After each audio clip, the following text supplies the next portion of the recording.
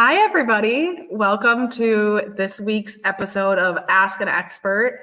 We are joined here by the expert of all experts when it comes to all things dressage judging and being on the member of a ground jury and just really all things equestrian. We are joined by Peter Gray. Peter, thank you so much for taking the time tonight. Kenzie, it's been a year or so. I'm delighted to be back. Thank you. Yeah, I know. I was just telling Peter before we went live here that it's been, last one we had you on was in 2022, which in my book is way too long. So we'll make sure to put less time in between these going forward. But one thing to note as well is just Peter has done dressage test playbooks for every eventing dressage test, and they're all on the Red IQ app. And for the last, year or so, we are just constantly hearing from people what a game changer it is to have Peter in your ear telling you exactly how to execute every movement of a dressage test. So Peter, thank you for doing those as well. Those are an invaluable resource. You're very welcome. It was a great exercise, and I too have had a lot of comments. In fact, I was doing a clinic last fall in Maryland, and at the end of the lesson, this lovely lady thanked me very much for the lesson, and additionally thanked me for the Ride IQ dressage reviews, because she and her husband absolutely love listening to those every night. And I said, thank you. And I said, your husband's an event rider too. And she said, no, he's an insomniac, and we never can get past movement 4 and he's asleep. So something about That's incredible. Something about my voice. I'm not sure if it's a good thing or a bad thing. It's definitely a good thing. It's very relaxing, very calming. It's exactly what you need if you're going to sleep or if you're going into the dressage arena. The two things are very, very similar. I was co-judging a young event horse class today with Jen Carter, and she said I needed to tell you that story. That's amazing. I love that. Well, if all else fails, you have a future in being like a calm, like a story reader. Yeah. So yeah. That's always an option. That's great. I love that story. Thank you for sharing that with us.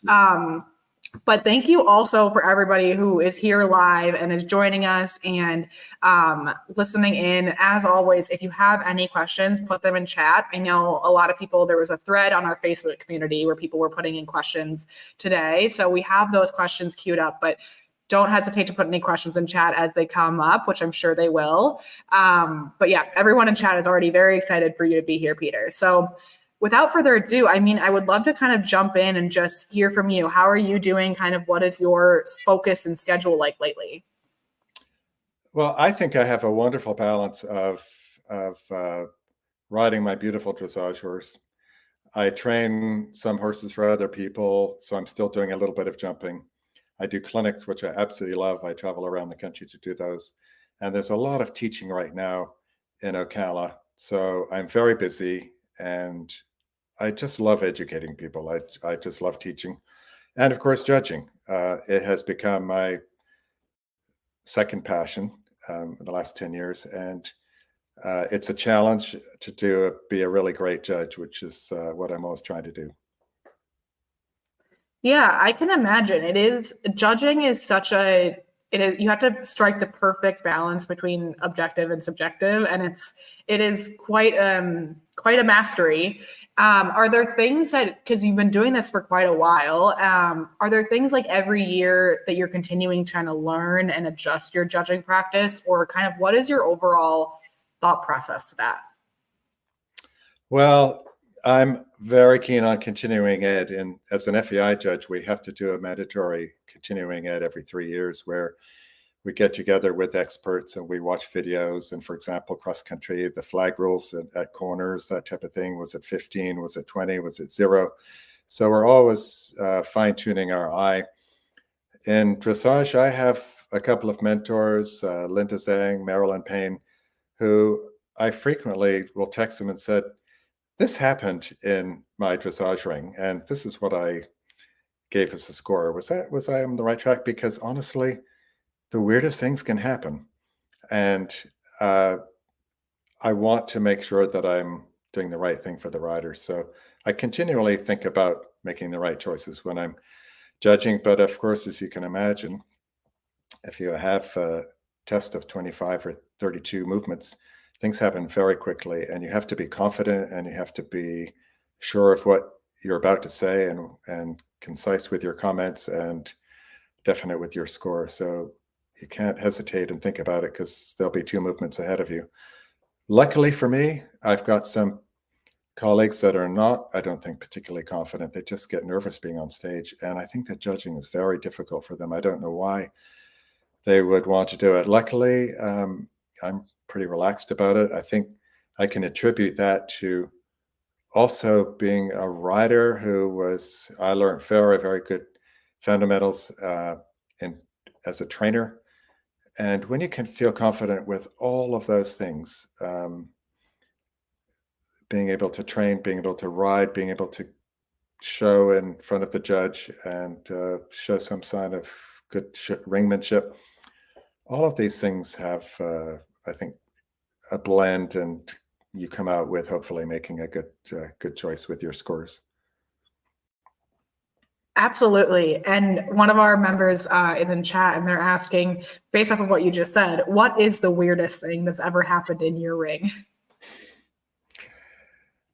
Oh, wow. I might have to come back to them. I can think of some not very nice things that happened. I try to be very positive. I try to be encouraging. But one thing I don't tolerate is being harsh with the horses in the ring, because if they're doing it in front of you at a competition, God knows what they're doing at home. And it's just not my style. As our wonderful friend Kyle Carter was the very first person to get this comment from me, and I've said it before on this show. Smiley face at the bottom of the dressage sheet, happy horse equals happy judge. So that's what, for me, it's all about.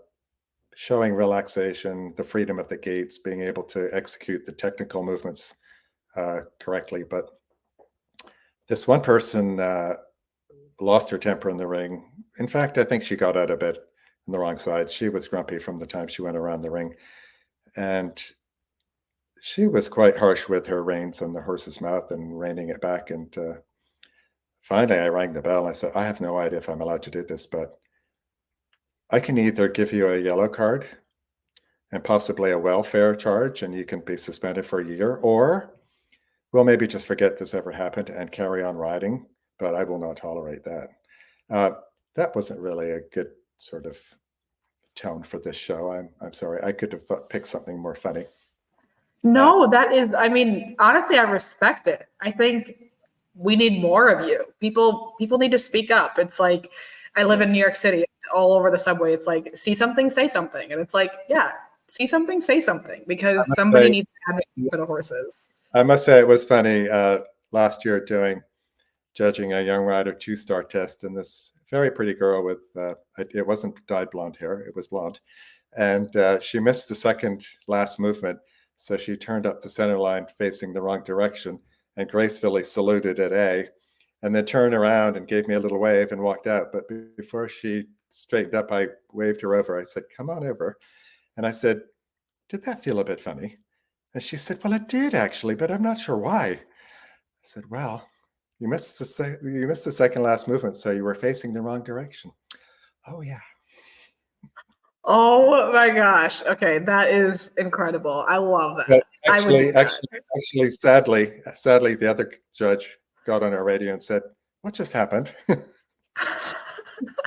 I had to explain to her as well. Oh my gosh, that's incredible. People like that. I mean, they just bring me so much joy. I love judging, and I have a lot of fun doing it. Yeah. I mean, yeah, on days like that, especially.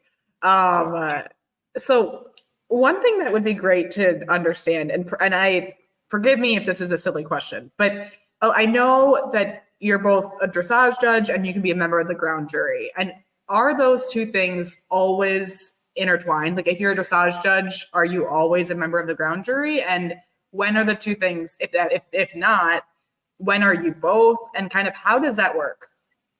Okay, so at horse trials, you can have a dressage expert, a pure dressage judge that isn't licensed with eventing, come in and judge a few divisions.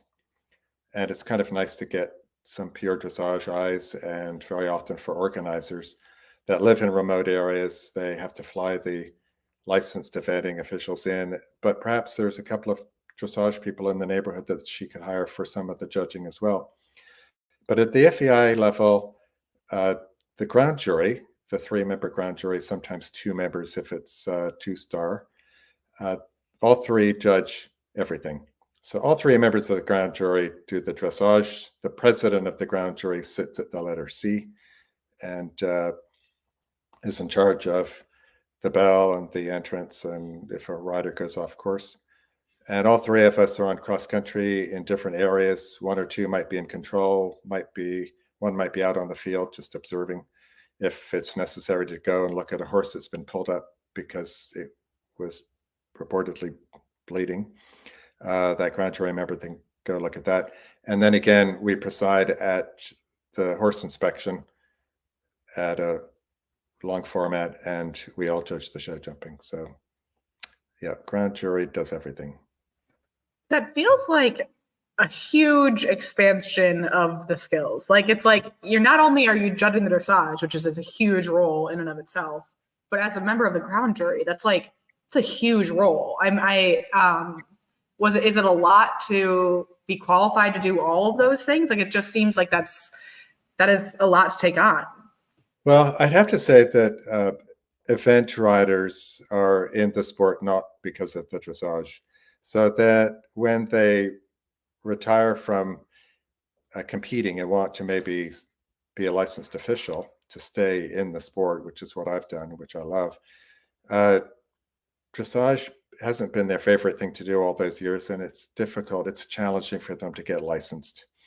So they might become course designers or pure show jumping judges or TDs.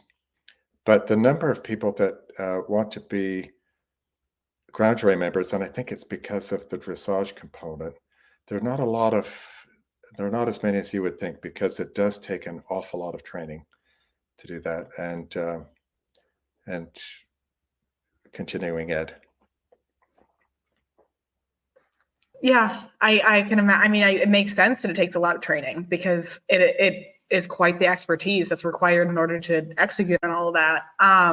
One question we just got in chat is, why is the scoring different in just like solo or pure dressage, like the sport of dressage, as opposed to eventing dressage, like the way that the scoring is, the end scores?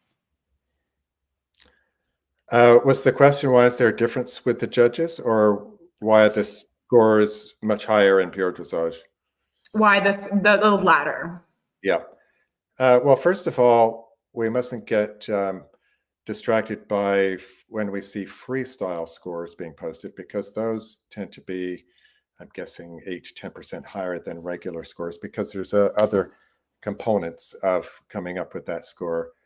The choreography with the music, the degree of difficulty of the movements that were chosen.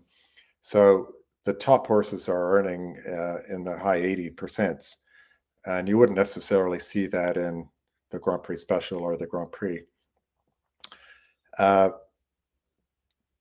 So the sport of pure dressage also, when you look at the very, very top, just like in 5-star eventing, those at the very top, honestly, are freaks of nature. They are horses that you could not even possibly remotely dream of ever buying, even as a 5-year-old or a 3-year-old, because they are just have a gift for movement and balance that is so natural to them and so extraordinary, the way they can move their legs. They are truly freaks. So those are the Glamourdales and the horses that Delaris, who are at the top. They are just extraordinary horses. So our horses in eventing have to be all-around horses, and so we don't see that unusual, focus of talent in one area.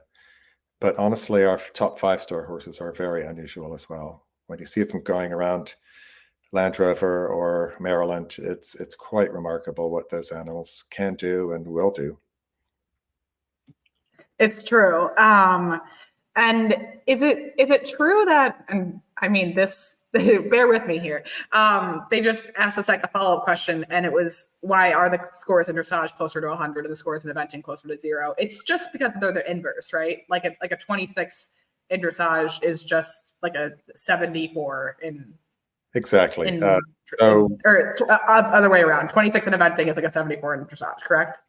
Yes, and very often after the first day, that 26 will be posted as a 74%, but then it's converted to penalties for the final tally of the 3-day score. So it can be confusing to people that are or trying to learn about the sport. But yes, we do have percents, but it's converted to penalties for the tabulating of the score. Yeah, and so for who's asking that question, it's basically just the inverse, a percentage versus a penalty point number. So, but a great question, because it was something, I mean, it is confusing that it's the same thing you're doing and you end up with two different things. Yeah, very good question. So you just mentioned freestyle scoring, and one question we got is if you have any recommendations around approaching a freestyle, and kind of, I mean, I know it falls outside of the eventing kind of dressage judge mandate, but I'm sure that you have opinions on this. What kind of are, as just a dressage expert and dressage rider yourself, kind of what are the tips that you have when it comes to creating a freestyle routine? I would say, first of all, for your first freestyle, make it a little bit test-like. And in pure dressage, they have freestyles for all different levels: 3rd level, 4th level, 2nd level. I would recommend keeping it simple with the type of movements that you're performing. That's what I mean a bit test-like. Don't go crazy with degrees of difficulty and trying out funky things that no one's ever even thought of before. Keep it simple and test-like. Second of all, understand that even though a certain style of rock music might be your style, it has to be appealing to the judges and also the spectators. So if you have some really way out form of music that you enjoy doing, I recommend that you do something a little more conservative. It can be upbeat, it can be pop, it can be dance music. There's some, great selections of music that people have written freestyles to. But thirdly, I would recommend getting, for the first time, someone who can help you with the choreography. For example, when I did my first one, I sent a video of the walk and the trot and the canter and sent it to this expert, and she sent me back 10 pieces of music for each gait. And she said, well, tell me what kind of music you like. And actually, that was kind of funny. I had an idea of what I wanted to be. I think I wanted to be the rock star that first time under the lights. And I said, this is like elevator music. Well, you got to spice it up a little bit. And her second attempt wasn't a lot better. And finally, I just said, you know what? I'm a friend of Madonna's. She's actually in town next week. She's going to sing live for me and play. So the lady was furious when I said that. Of course, I was just joking. But they can come up with wonderful music for the tempo of your horse's trot. They can speed it up a little bit. They can slow it down a bit so that it's synchronized in a perfect way. So it's great. I think it's a great recommendation to get professional to help you the first couple of times. Yeah, absolutely. I think if I'm remembering correctly, one of our coaches, Lauren Spreiser, she was like, my first couple of freestyles, I like really went after it with the music. She was like, I tried to have fun with it. And she's like, and then I found out pretty quickly, like, that's not what they want. They want, like, she was like, yeah, you got to rein it in a little bit. To be honest, freestyles are not my expertise. I did some 10 years ago. I did one 2 years ago, and it was such a disaster. I haven't tried again.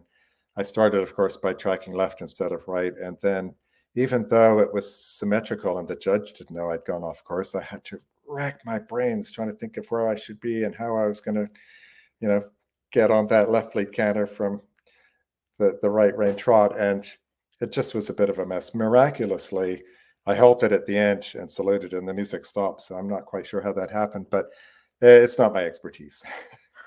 That's incredible. Wow. That's really impressive that you pulled that off. That's amazing. Okay, so Krista sent in some really interesting questions, and her first question comes with some background. She says, I'm always trying to improve my eye for a horse and its movement. Sometimes I see horses that go with their head pulled into a frame with the nose slightly in front of the vertical, behind the vertical, or sometimes way behind the vertical.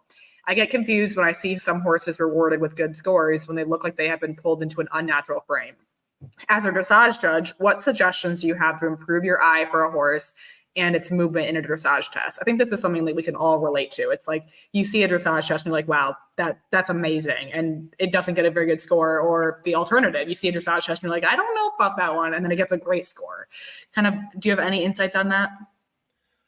Well, I would start by saying that what you do in the ring in front of the judge is a way of riding that you rarely do at any other time but in competition. And what I mean by that is that you go around the ring. We've talked about this before. Before the bell goes, you do something your horse can do, not what you can't do. Once you go in the ring, it smiles, it's forward, it's soft, and you try to just show that harmony and that fluency of all the movements as you go from one transition to another. You can't ride that way every day because they'll get longer and longer and less engaged and less active, because we're talking about a very up and light contact, and they'll just take advantage of being strung out. So in training, I recommend working in a lower frame. So not competition frame, but a medium low frame. And this is also this is the place for me to teach the horse the correct ankle in the throat latch. So your question from Krista was, horses that are at the vertical or behind. That throat latch, the neck is starting to get short, and that throat latch ankle, it's getting a bit tight. So in working in a lower frame, we can open up that ankle, and we can do forward and back transitions. We can do our lateral work. With that lower frame, we're guaranteed that the hind end will be a little bit more relaxed and a little bit more loose. And then when we're ready, that uphill balance and that soft contact in the nose becomes a little in front of the vertical. Talking about Kyle, I was judging him at Kentucky, and I said to my scribe, oh my God. And she's like, what happened? I said, nothing. But my friend Kyle Carter, I'm always saying that his horse needs to be more uphill. It's this lovely, lovely mare that he has.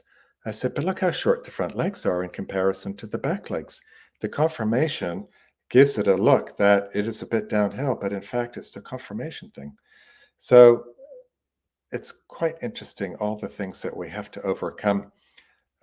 With this uphill balance, it's very often a strength thing. If it's not a conformation misunderstanding like Kyle's, it's a strength, and horses can't hold that uphill balance for maybe 6 minutes. So we've got to introduce it in small increments into their training.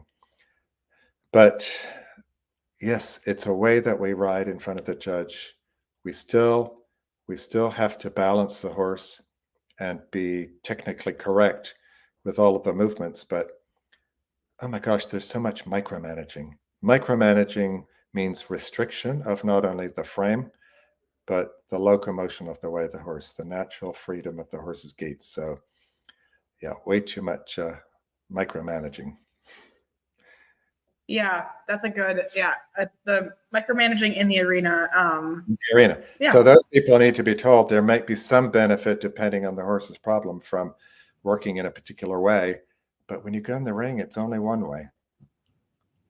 That's up and soft and forward with a smile on your face. Yeah. At least pretend like you're having fun. Fake it till you make it. I have said to my scribe before, why do you think she's smiling so much? This isn't going well.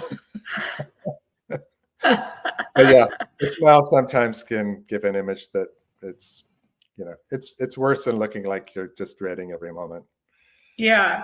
I always, Kyle and Jen would always tell me to smile when I was riding dressage, and I would always be like, I feel kind of silly. Like, I feel like I think I should look serious, but I understand that you should look like you're having a great time, which is great. I don't mind a smile. I do find it unusual I have had, not a lot of times, more in Europe, but people wink at you as they go by. The riders back left and they look at you and wink. Or going around the ring, I don't know. Honestly, I can commend the confidence. I personally couldn't do it, but I love it. Buck Davidson was going around the ring at the Florida Horse Park once, and we had John Holling and I had done some fundraiser sponsorship for one of the therapeutic riding centers in town, and Buck was donating $100. So as he went by me going around the ring before he rode in his test, he stopped and passed the $100 bill. And I'm like, Buck, this is very generous of you, but maybe not such a good time to be giving money to the judge. Yeah. Oh my gosh. That's hilarious. How did we get onto that? That's amazing, though. Oh my gosh. Only Buck can pull that off. Okay. How do you feel, or how do you develop a feel for what the hind legs are doing? Some people can halt and know which leg is not square without looking. Is this something that can be taught? I'm terrible at halting. Half the time I think they're square and I look down and they're like cross-legged. But the thing to do is to have a ground person, and to teach them the square halt on the ground, and then to do the halt with somebody on the ground just to help teach the horse. For example, I have a young horse that I absolutely adore, and he's had trouble with the rein back. It was just one of those things he was slow to learn. And so he's now finally learned the rein back, but if I try to correct the halt and square him up, he thinks it's rein back. So it's a great question because I'm struggling a little bit with that with one of my own horses at the moment. But I guess bottom line as a training exercise would be to halt from trot through walk and make your walk steps go from 1 meter to 80 centimeters in size, to 60 centimeters to size, to 40 to 20 to 10 centimeters apart. So, and then when they become stationary, if they're not square, those feet are very, very close together. So to train them to halt going in a forward direction with shortening, ever diminishing strides is a good way to teach them. But you can feel if the horse is resting a left hind, because you can feel that the right hind feels higher, the hip feels higher. So if they're resting the left hind, you can sort of weight the left stirrup and put weight on that leg, and it makes them straighten up and bear weight on all four. And often you can learn, you can understand after a while when your horse has been with you for a while if it's the left hind. But usually, honestly, it's the ground person that says left hind. And you, with your left spur, you ask the horse to take 1/2 a step forward with his left hind, and he brings it forward, and then he squares. If he's left his right hind below, a little nudge with the right spur. If he left his left shoulder behind, that's actually easy to see from where you're sitting. You can give him a little nudge on his left shoulder and he will just be enough to move it. But again, for the best results, the ground person to tell you what's going on, and then you can correct it as a rider. And when you're in the arena, when you're in the dressage ring, as a judge, would you prefer to see somebody who halts not square just stand still, or to take one more step up? What's going to get the better score? That's a really great question, and it's something I had to ask my mentors a couple of years ago. Hey, look, this rider halted. It was there showed immobility, but the left hind was way back, so she moved it forward a step and corrected it. So I would have been on a 4.5 or a 5, and because she corrected it into not a bad halt, it becomes a 6. So yes, for your viewers, for your listeners, yes, you correct the halt and you will get a better score. Is it true that it's better to have them step forward into a correction versus step backwards, or are they're the same? It's much better to step forward. If there's a small step back in an effort to square, you can still potentially get a 6. But if they step back from resistance, which often you see horses they curl and come behind the thing and step backwards, that would be a 4. So yes, it is better to square up going forward. You will get a better mark than if they step back to square. Great. That's really helpful. Such valuable tidbits. And this next question from Laura is, I know you covered this in your playbooks, but just to hear it from you now, when making transitions between two letters, is it preferred to see the transition occur closer to the first letter or the second? She's saying, for example, the 2022 beginner novice test A says between center line and B, working canter left lead. Yes. I would say if you have a horse that is rather green and unbalanced in the canter, pick up canter closer to B, because you've got a rail there to help package the horse or balance the horse as you go into the canter stride. If you do it closer to X, we're on what we call the open side of the circle, and the horse could either do a couple of lengthened strides to trot before the canter, or the canter will have a much bigger, less balanced first and second stride. And with the young horse, it's very difficult then to rebalance it.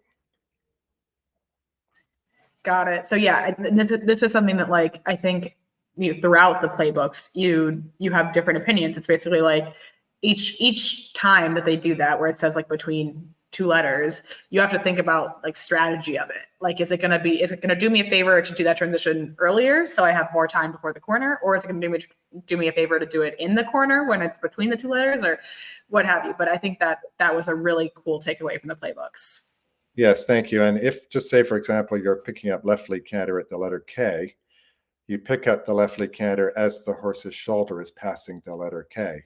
If you were doing across the diagonal, KXM, simple change over X through trot, you would plan on having 4 steps of trot, 2 before X, 2 after X. So you make it more symmetrical. Awesome. Really helpful clarification. Pam is wondering, what level of collection should a horse be at, and in their use of corners expectation for the lower levels of eventing, like beginner, novice, or novice? I love Pam.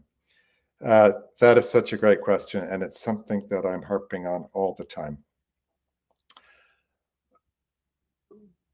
People, when judges are judging the trot work, just say, for example, a horse's natural trot, the first mark you pull out of the sky would be a 7. And then you have modifiers. You go up from that 7 if everything's going in high quality. And if there's deficiencies, your modifiers take it below 7.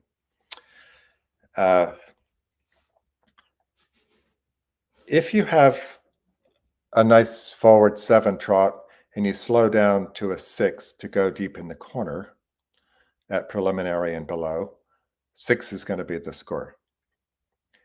If you show that big trot and you cannot balance your horse by going deep in the corner, you're going to get, probably, if you show suppleness in the corner, aka bend, you could go up from a 7 to a 7.5 just by rounding off that corner, showing suppleness, keeping the fluency of the trot. But people are obsessed through coaching, so this is a great site for coaches to learn some good techniques for their riders who are competing. You're going to get more marks by showing the quality of the trot or the canter by not going deep. So back to Pam's question, the first movements we see in collection is that intermediate in the canter. So there is an expectation at that level that the horse should be balanced and can keep the tempo and activity to a fairly high degree and go deeper into the corner. At Grand Prix and 5-star eventing, that expectation would be that they could go deeper in the trot and deeper in the canter as well. So my advice is, for preliminary below, stay out of the corners, ride it like you're on a novice horse, show the fluency of the gaits. What does happen from beginner novice to prelim is the uphill balance changes. They become less in what we used to call in the old days training level frame, where it was acceptable for the pole to be almost at the level as the wither for the lower level horses. So the pole changes, but we don't have to go deep in the corner because we don't have collected movements until intermediate or 3-star. Is that pole positioning still kind of a good rule of thumb that below training level and below the pole can be more towards like in line with the withers, or is that no longer the case? Well, I think so. You also have to look at tension of the back and throughness. If you're hoping you might get better scores by riding in a more uphill balance, which is expected at a higher level, you really shouldn't, because with many horses, it's a struggle for them. They get tight in their back because they're trying to oblige the rider and go more uphill.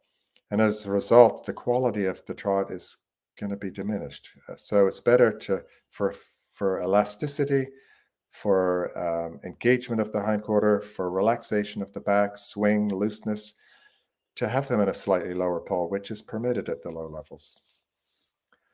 That said, Great. if you have this like fancy horse that can go a little bit more uphill, you might be getting 0.5 higher marks for every movement. Got it. That's actually good to know. So at the lower levels, it's not that it's encouraged to be in kind of that longer low frame. You can actually score better if you are in that more upper level frame. You're not going to get dinged basically for being in an upper level frame at the lower levels. So the slightly lower frame is the level of the pole. It's not any kind of thing remotely close to a stretch. It's just that the pole is getting towards the level of the withers where that horse is comfortable carrying himself. Makes sense. And that's a good transition kind of into Kim's question, which she's asking for a once and for all clarification on the free walk. She said she's heard some people say you should have a light contact now in the free walk, and some trainers tell you to be at the buckle. Any tips for getting your horse to not only stretch down in the free walk, but to actually stick their nose out would also be helpful. Yes. So the tests used to, some years ago, have free walk on a loose rein and free walk on a long rein. The loose rein was the buckle. The long rein was a light feel. And now they did away with the loose rein. Everything is expected to be on a long rein with a light feel. So you must have a small degree of contact. The difference between extended walk and free walk, the extended walk, that connection might be a little bit more firm. The pole wouldn't be quite as low as a free walk. Or I should say, free walk and extended walk, I always think that the pole is at the same level as the wither. But free walk is acceptable for younger horses for them to be lower than that and on a longer rein. But the basic thing is that the nose has to go forward, so it's ahead of the vertical, which is very hard for riders to see when they're sitting in the saddle. So if you don't have mirrors, you need someone to video you or a ground person to say yes. But gosh, I think 80% of riders at the higher levels of dressage at 3 and 4 and 5 star are not in the correct frame for where the nose should be. Jane Savoy had a wonderful expression. The horse's front toes will follow his nose. So if you want more reach of the front end in the extended walk, send the nose more forward and the toes will follow. But the nose being forward, again, is a reflection of that throat latch angle. So we have to open up that angle as the horse goes from working gaits in a certain neck position with a certain throat latch angle. As you go lower, that angle has to open and open and open the lower it gets to keep that nose pushing forward. Got it. And then is there any really advice on how to teach a horse to kind of get there and get comfortable in that position? Well, I think the stretch, everyone does a stretch trot, do a stretch walk and teach them to take the contact. When you're out hacking, when you're out trail riding, make them take the contact, and in the directives it says the horse should seek the contact in a downward and forward direction. Practice that out trail riding. I mean, we don't do much else out trail riding other than get on Facebook. So do something useful, at least with the walk. While we're talking about the free walk and extended walk, I remember when I was a kid, I thought when I got to the end of the free walk, and there was a transition to medium walk, okay, I'm going to really show this judge what I can do. And I made such a big difference. I shortened that walk. I raised the pole. I got them all micromanaged. And you get dinged for losing the activity of the walk. You get dinged for the frame shortening too much. And you risk a horse that's ready to run around a 3-day getting a bit anxious in that moment, that there's a little extra pressure in the walk and they start anticipating what's coming next. Oh, I think now's the canter. Here we go. And it all turns into a mess. So now, having watched so many horses do extended walk and free walk to medium walk, and incidentally, that medium walk transition is in every level of dressage now, from beginner novice to 5-star, to keep the extended walk and just simply raise the frame. Change the balance a little bit, but keep going as forward in the medium walk as you do in the extended walk. Just simply raise the pole. And obviously the frame shortens a little bit, so you have to maybe shorten your reins a couple of centimeters, but that's my advice. Yeah, and I remember in one of our prior conversations, I believe it must have been an Ask an Expert, I think you said something along the lines of the best walk you often see from a horse is after they salute. So like they let the horse go. Yeah. It's like the rider relaxes. Few guarantees in life, but one of them is you will see the best walk when they leave the ring. Because the rider's like, thank God that's over. The reins loosen and they turn around and the horse is like, thank God that's over. And what the horse exhibits is a slow tempo and a monster big stride with all this overtrack. Well, hello, that's what we want to see in the extended. Yeah, So man. actually, sometimes with some horses, I will make, who can get a little bit tense in the extended walk, I'll make the turn and I'll kind of pretend the test is over. I'll loosen the rein, give them a little pat, and quietly under my voice, I'll say, good boy, good job today. And then you get to the end. Fooled you. We still have a little bit more to do. Psych. A bit of a mental game. Yeah. I think being able to channel that relaxation as a rider, I think is a huge, I mean, that's a major skill. Yeah. So Caitlin is asking about the red ribbon in a tail for a kicker, a horse that has a tendency to kick. She says, I have a mare that kicks, so she wears one the second she leaves her stall, but she's been told by a regional champ in a regional champion class that she can be disqualified with a judge during her test as the only one in the ring. So it would be considered a decoration. Do you have any thoughts on this? Well, first of all, I admire Caitlin for putting the red ribbon in because she's showing respect to the other people who could get, there's a risk of getting kicked by her horse. So good for you, Caitlin. My God, that is such a good question. In the ring, I can't even think of it being in the rule book, but it's considered quite okay. Yeah, but I feel like, yeah. I'm going to check the rule book as soon as I hang up. This is why we have TDs. This is why we have TDs. We're supposed to know where to look in the rule book for certain things, but those guys are the rule Nazis, and they know exactly what you can do, what you can't do. But totally, yeah. In the meantime, keep wearing that red ribbon. Yeah, it's meant to help people. So I think you're on the right track with that, Caitlin. So Sarah Jane is kind of wondering, and this kind of gets back to your motto of a happy horse, happy judge, but she's just wondering, what are some things that you love to see both inside and outside of the ring at competitions that you think make successful competitors? She's saying like some examples she gave are like how they prep, how they warm up, how they handle certain situations, whether or not they pat their horse, etc. Yeah, it's interesting. I had a horse for 11 years, which I think is a long time to own a horse. He was absolutely lovely. And in fact, you did some video on flying changes a couple of years ago for Rod IQ. And I did this. I was always so impressed with him whenever we went to a show.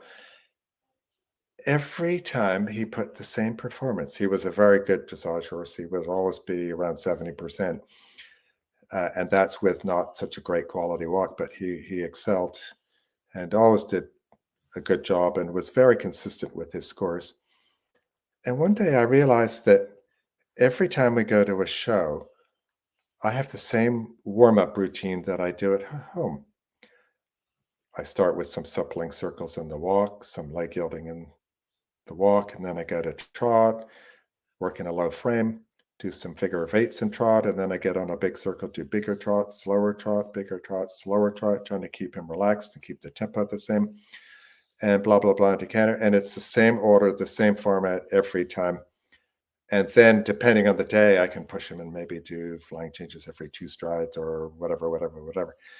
But one day it occurred to me as I was warming up, he gets a certain amount of confidence knowing the routine.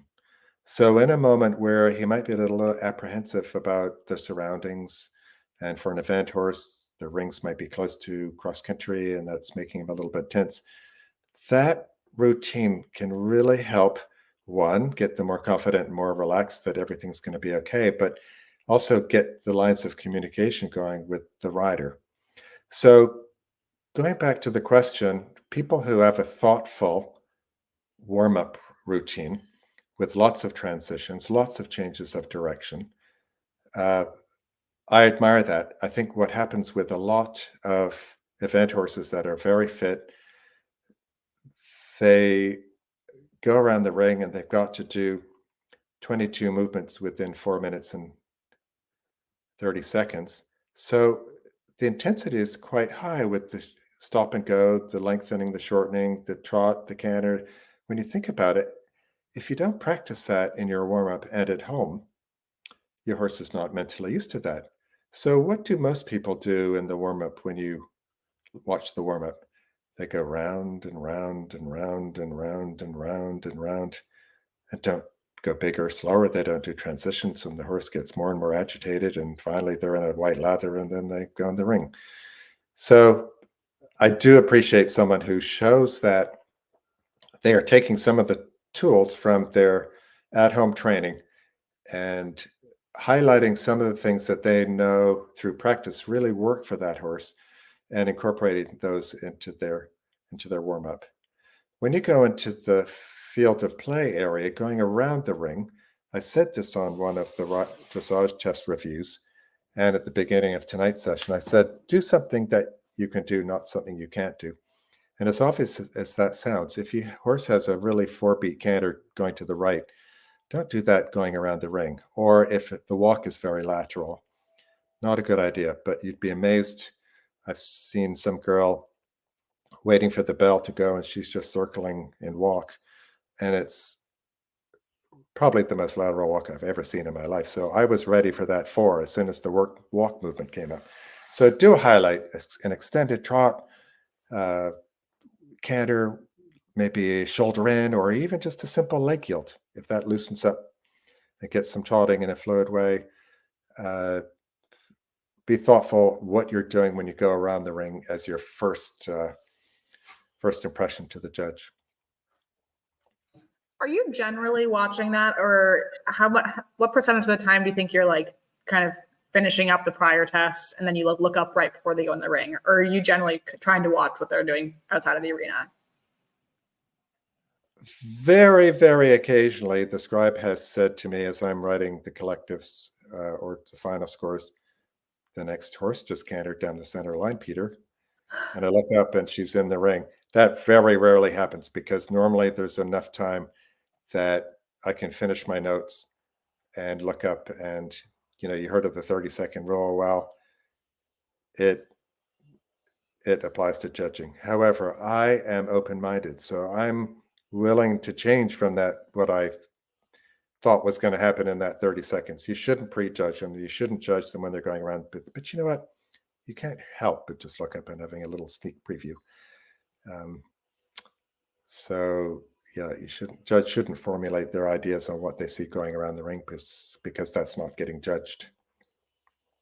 Yeah. Yeah, absolutely. What are some common rookie errors that you see from people that are new to the upper levels? Well, there is a 3-star test, which involves a half pass and then a 10-meter circle. And it's just one of those movements that people forget. A halt and a reinback, people forget. So my advice is, and Kinsey, how many times have you and I both done this, learning the test on the way to the show? Really know your test inside out, having practiced it, having know it so well that if things start to go wrong, you don't actually have to be panicking and trying to remember where you are on the test as well. It should come very natural. So um, I've never asked anyone else, but I mean, just this last weekend I was competing. I wake up all through the night going over the test and over the test, and then I'll fall asleep and over. I don't know. I'm obsessed with not going wrong. I don't know why. And I think there's other people who are too relaxed about it. But there are certain tests which have a movement which it's not uncommon for riders to forget about it. So highlight those movements and make sure that you remember to do that. Actually, I heard something really funny today. I was a girl turned left instead of right in the dressage at the Young Event Horse Championships, and it's not uncommon for people to get confused with left and right.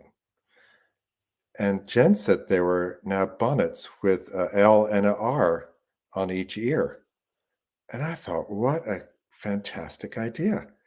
It seems like it's cheating a bit, but if you got to do a half pass to the left, just look down at the ear.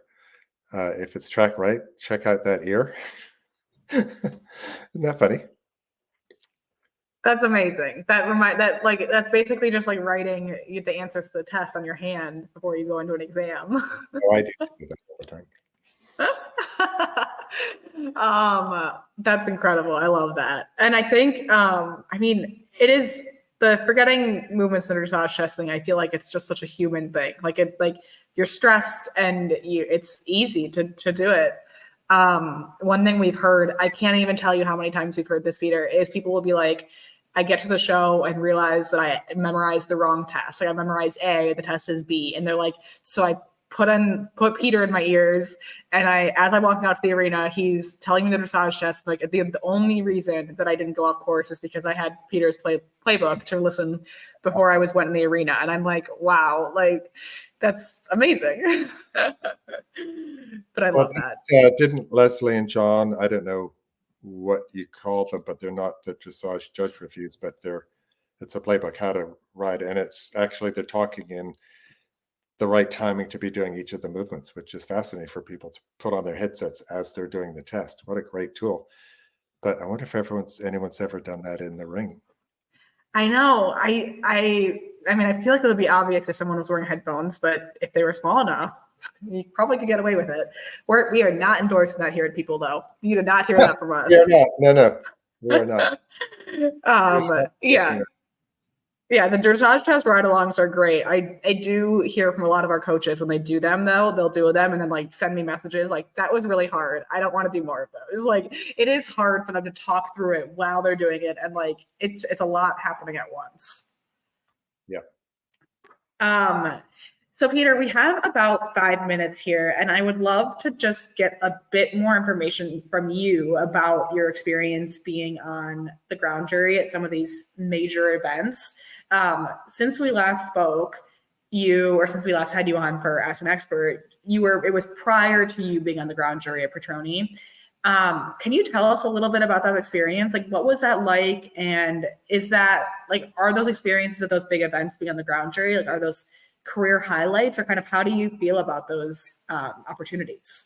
No, definitely judging career highlights are the same as riding career highlights. If you get a chance to judge, having ridden at a World Championships or Olympics, if you get a chance to judge those, if you stay in the sport, I think it's really a thrill, and it's certainly been a goal of mine. One thing that has helped me, I think, be a ground jury member is to be rider friendly, because I was a rider for so many years. And we all know judges who are not approachable, who are not flexible, and who are just really a pain in the neck because you can't reason with them. And if there was a strong reason why something happened, they're just not at all flexible. So I think being open-minded and having good communication skills and being rider friendly really has helped me being a more popular official. My outlook is positive when I'm judging the dressage.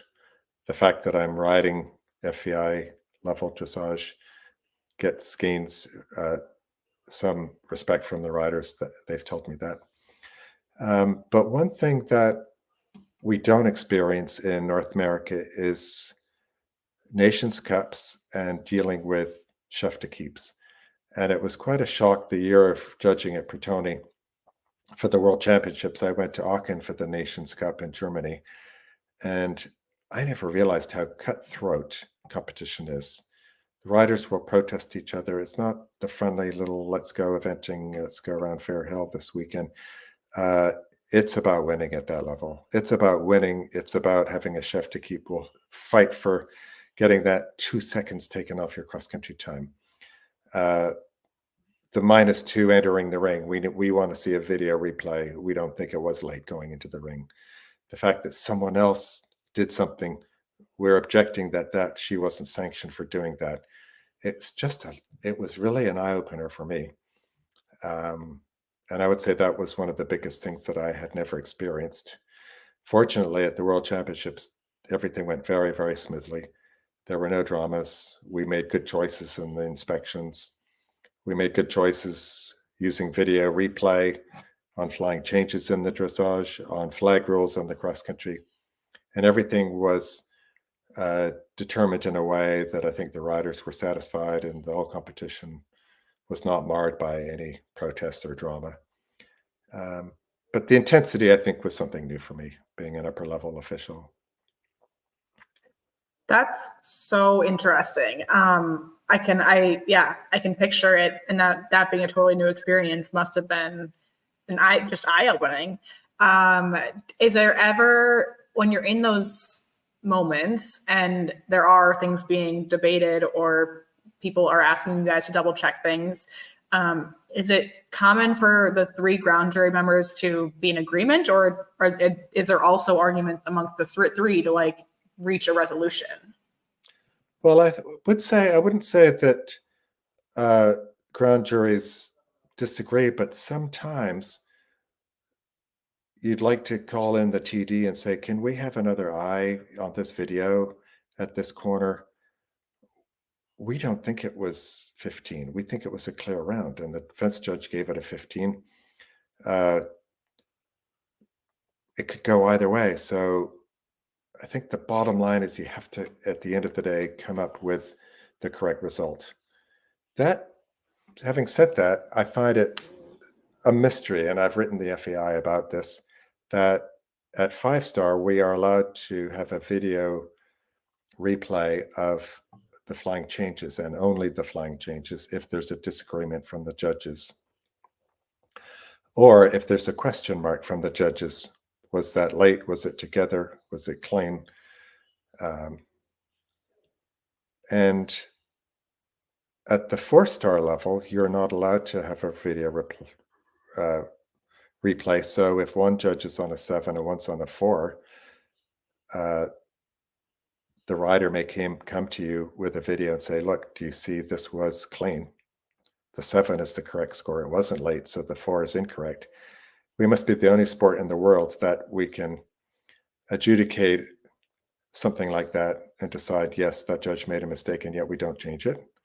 Like, what about tennis and football, all the video replays to get the right decision for the rider? So there's certain things that we're a little bit old-fashioned about. We need to use the technology. We need to use the video replays.